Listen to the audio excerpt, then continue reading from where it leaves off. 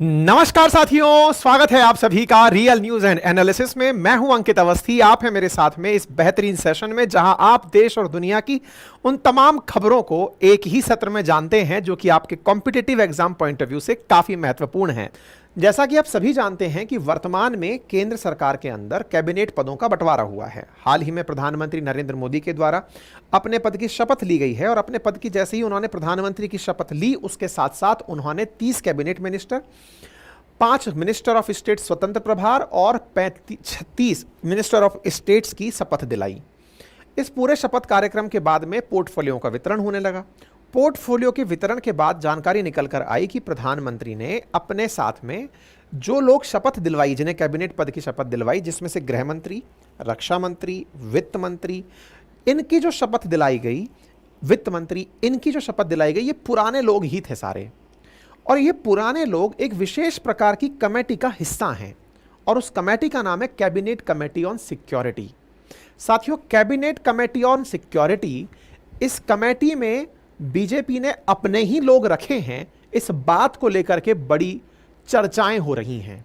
अब ये क्या होती है कैबिनेट कमेटी ऑन सिक्योरिटी, जिसमें प्रधानमंत्री ने अपने ही लोग बिठाकर रखे हैं, इसका आज के सेशन में हम चर्चा कर रहे हैं। साथियों, जब प्रधानमंत्री ने मोदी 3.0 सरकार के लिए शपथ ग्रहण किया तो उस समय गृह, रक्षा, वित्त और विदेश, ये 4 चीजें याद रखिएगा, कैबिनेट कमेटी ऑन सिक्योरिटी के अंदर इन्हीं पदों का जिक्र होता है। गृह मंत्रालय, रक्षा मंत्रालय, वित्त मंत्रालय और विदेश मंत्रालय, इन मंत्रालयों से मिलकर एक कैबिनेट कमेटी ऑन सिक्योरिटी बनती है। और उसमें जो लोग रखे वो पूरी तरह से बीजेपी के थे। अब इसको थोड़ा सा समझते हैं। देखिए क्या होता है जी,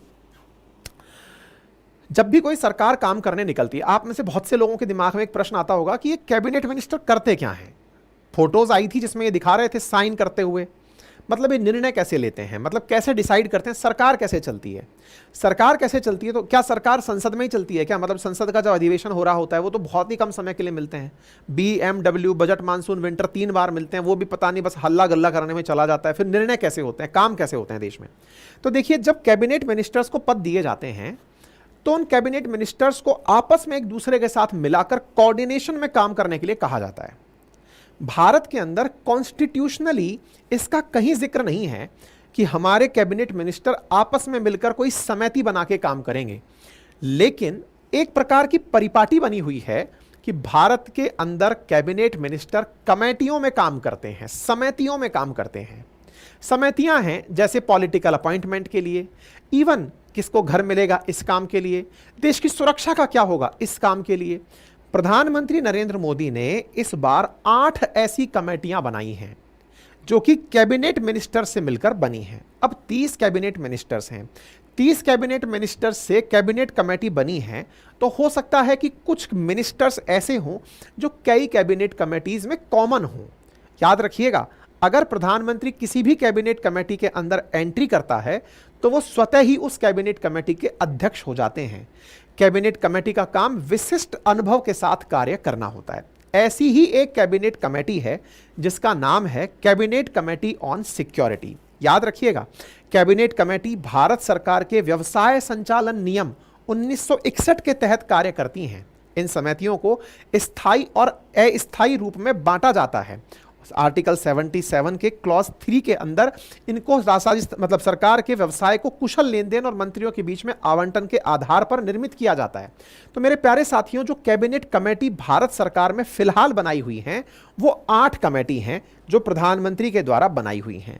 एक का नाम है appointment, cabinet committee on appointments, and cabinet committee on accommodation, यानी कि घर। अपॉइंटमेंट का मतलब कुछ महत्वपूर्ण पदों पर नियुक्तियां करनी हो तो कौन सी कमेटी डिसाइड करेगी। ऐसे ही cabinet committee on economic affairs, ऐसे ही पार्लियामेंट्री अफेयर्स, ऐसे ही पॉलिटिकल अफेयर्स, ऐसे ही कैबिनेट कमेटी ऑन सिक्योरिटी। इनमें से सबसे ज्यादा इंपॉर्टेंट इसे मानी जाती है। ऐसे ही एक है इन्वेस्टमेंट एंड ग्रोथ, ऐसे ही है एम्प्लॉयमेंट एंड स्किल डेवलपमेंट। ठीक है, इस प्रकार से कुल मिलाकर 8 कमेटियां हैं जिन्हें प्रधानमंत्री ने इस बार बनाया है। याद रखिएगा, ये कमेटियां मनमोहन सिंह सरकार में भी थी, तब शायद 10 कमेटियां हुआ करती थी। इनमें से सबसे important cabinet committee on security मानी जाती है। क्यों?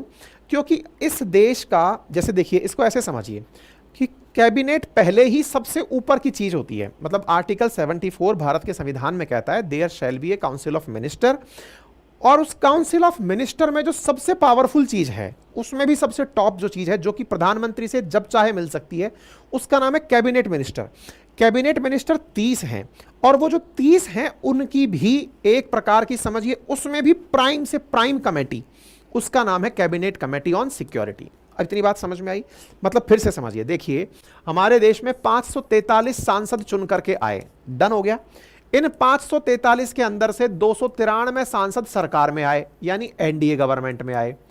एनडीए गवर्नमेंट के अंदर से कुल मिलाकर के 1 + 71 व्यक्ति सरकार में आए, यानी एग्जीक्यूटिव बन करके आए। इनमें से 71 जो लोग हैं, एक तो प्रधानमंत्री होगा, ये 71, इनमें से नंबर निकल कर आया 30 + 5 + 36। अब ये जो 30 लोग हैं, ये लोग हैं कैबिनेट मिनिस्टर। अब आप इस प्रकार से ये समझिए, कैबिनेट मिनिस्टर सबसे पावरफुल चीज होता है। उसके बाद में मिनिस्टर ऑफ स्टेट स्वतंत्र प्रभार, और उसके बाद मिनिस्टर ऑफ स्टेट होता है।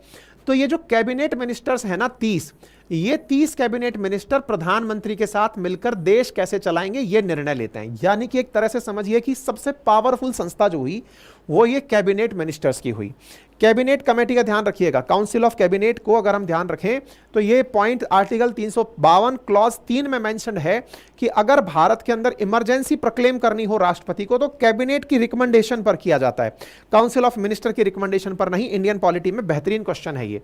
तो अब मैं क्या बोल रहा हूं कि ये जो कैबिनेट मिनिस्टर्स की बात मैंने आपको बताई, ये कैबिनेट मिनिस्टर्स, इसमें भी प्राइम लोगों को एक साथ ले आओ। प्राइम मतलब इसमें से भी खास खास लोगों को एक साथ ले आओ, तो 4 लोग एक साथ लाए जाते हैं, जिनमें से एक का नाम है फाइनेंस मिनिस्ट्री, एक देखिए मतलब वित्त मंत्रालय हो गया, एक का नाम है फॉरेन मिनिस्ट्री, विदेश मंत्रालय हो गया, एक का नाम है डिफेंस मिनिस्ट्री, और एक का नाम है होम मिनिस्ट्री। इन 4 मिनिस्ट्रीज को सबसे टॉप मिनिस्ट्री माना जाता है। सामान्यतया सत्तारूढ़ पार्टी अपनी इस कैबिनेट कमेटी ऑन सिक्योरिटी के माध्यम से ही तय करता है किसी देश पर हमला करना है क्या, किसी देश ने हम पर हमला कर दिया है तो क्या करना है, हमारे देश के परमाणु बम कहाँ रखे होंगे, हमारे देश के अंदर स्पेस को कैसे काम करना है। देश का डिफेंस जो है ना, वो पूरा इसी कमेटी के द्वारा डिसाइड होता है।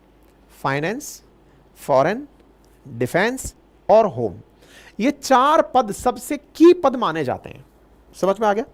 इन 4 पदों में सामान्यतया सत्तारूढ़ पार्टी अपने ही लोग रखती है। जैसे जब यूपीए गवर्नमेंट थी ना, तो इन 4 पदों पर कांग्रेस के ही नेता थे, गठबंधन के नेता नहीं थे।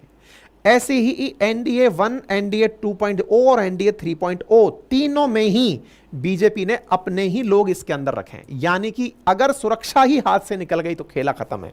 बात समझ में आई? तो क्या यह तय है कि हमेशा जिसके सदस्य सबसे ज्यादा होते हैं वो ही कैबिनेट कमेटी ऑन सिक्योरिटी में अपने लोगों को बिठाता है? नहीं। एनडीए गवर्नमेंट जब अटल जी के समय पर थी तो जॉर्ज फर्नांडिस जनता पार्टी से थे, उन्हें रक्षा मंत्री बनाकर रखा गया था। ऐसा नहीं होता है कि कभी भी किसी और पार्टी के जो अलाइज हैं उनको इसमें ना बिठाया जाए, लेकिन 20-25 साल से तो ऐसा नहीं हुआ है। अब जब 20-22 साल से ऐसा नहीं हुआ है तो ऐसी स्थिति में फिर से ये सुर्खी बनती है कि इस बार सहयोगी गठबंधन दल थे, लेकिन कैबिनेट कमेटी ऑन सिक्योरिटी के अंदर प्राइम पोजीशंस रखी गई हैं। तो 8 कमेटियां कौन सी हैं, ये सारे की सारी देख लीजिए। इनमें से सुरक्षा कमेटी के बारे में मैंने चीज आपको बता दी है। ठीक है साहब, कैबिनेट के पोर्टफोलियो का डिस्ट्रीब्यूशन हो ही गया था, पोर्टफोलियो किसको क्या मिले ये मैंने आपको बता दिया था। ये सारी जानकारी आपको डिटेल में मैं ऑलरेडी बता चुका हूं। ठीक है, तो नरेंद्र मोदी, राजनाथ सिंह, अमित शाह, निर्मला सीतारमण, एस जयशंकर, ये बनाते हैं कैबिनेट कमेटी ऑन सिक्योरिटी। ये क्या क्या करती है, तो इसमें प्रधानमंत्री अध्यक्ष की भूमिका निभाता है। इसकी जिम्मेदारियां हैं परमाणु ऊर्जा से संबंधित मामलों के संबंध में कानून बनाना, सुरक्षा और सुरक्षा निहितार्थ जो विदेशी मामले हैं उस पर नीति बनाना, आर्थिक और राजनीतिक विचार देखना, 1000 करोड़ से ऊपर के अधिक अगर इन्वेस्टमेंट के मामले हैं तो उनका निरीक्षण करना कि भाई 1000 करोड़ से ऊपर का मामला है, लाइए कौन सा मामला है। विभागीय विचार करना कि बताइए रक्षा उत्पादन कैसे चल रहा है, रक्षा अनुसंधान में क्या चल रहा है, इन सब चीजों के बारे में ये कमेटी डिसीजन लेती है। तो ये कमेटी अपने आप में बहुत ज्यादा मायने रखती है। इसके अंदर आप सोचकर देखिए कि अगर कोई भी राष्ट्रीय सुरक्षा के निकायों पर बहस हो रही है, चर्चा हो रही है, कोई नियुक्ति हो रही है, ये सारे निर्णय यही लेती है। ठीक है ना, कानून व्यवस्था को बनाए रखने से संबंधित भी निर्णय यही लेती है, इसलिए ये बहुत ज्यादा इंपॉर्टेंट होती है। और इसमें एनएसए और कैबिनेट सचिव, ये लोग यहां पर उपस्थित होते हैं। राष्ट्रीय सुरक्षा सलाहकार, कैबिनेट सचिव और रक्षा सचिव भी इस कैबिनेट कमेटी और ऑफ सिक्योरिटी के अंदर मीटिंग में पार्टिसिपेट करते हैं। मतलब ये समझकर चलिए कि प्रधानमंत्री की जो सबसे पावरफुल मीटिंग है ना, वो यही वाली मीटिंग होती है। ठीक है, इससे पहले क्या क्या हुआ है, तो 1996 में देवेगौड़ा की जब सरकार थी तो प्रधानमंत्री के रूप में अटल बिहारी वाजपेयी जी के इस्तीफे के बाद जब आई थी तो उसमें मुलायम सिंह यादव जी रक्षा मंत्री थे समाजवादी पार्टी से, तो वो सीसीएस में थे। ऐसे 2001 में जब एनडीए गवर्नमेंट थी वाजपेयी जी के समय पर, तो समता पार्टी के संस्थापक जॉर्ज फर्नांडिस जो हैं वो रक्षा मंत्री थे, यानी सीसीएस के पद पे थे। लेकिन उसके बाद की जब पार्टियां रही उसके अंदर जैसे यूपीए गवर्नमेंट आई तो सीसीएस के सभी पद कांग्रेस ने अपने पास रखे।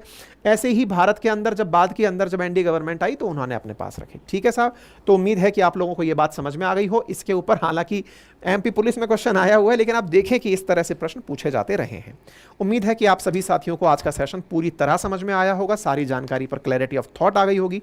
अगर जानकारी समझ में आई हो, ऑलरेडी सब्सक्राइब कर रखा हो तो वीडियो को लाइक कर देना, सब्सक्राइब नहीं किया हुआ है चैनल सब्सक्राइब कर देना, वीडियो पे नीचे अपना बढ़िया सा कमेंट छोड़ देना, आपको जो पसंद आए वो अपनी बातें लिख देना। Thank you so much. और हाँ, पढ़ने लिखने वाले बच्चे ध्यान दें कि इस पूरे कंटेंट की पीडीएफ आपको हमारे अपनी पाठशाला.com नाम की जो वेबसाइट है वहाँ पर मिल जाएगी। साथ ही साथ आप लोगों को कंटेंट के साथ साथ हमारा जो रिकॉर्डेड बैच है वो 1499 में हमारे एप्लीकेशन अपनी पाठशाला पर उपलब्ध है, आप जाकर वहाँ से इसे ले सकते हैं, जिसमें आपको इंडियन पॉलिटी डिटेल में, ज्योग्राफी, हिस्ट्री, इकोनॉमी सारे सब्जेक्ट मिलते हैं। हमारे हैंड रिटन नोट्स भी उपलब्ध हैं जिन्हें आप अपने घर पर मात्र 7 दिन में मंगा सकते हैं। 3000 से अधिक पेजेस के नोट्स हैं, 1999 में उपलब्ध हैं, हिंदी और इंग्लिश में उपलब्ध हैं, आप इसे ऑर्डर कर सकते हैं। बस फिलहाल के लिए इतना ही, धन्यवाद।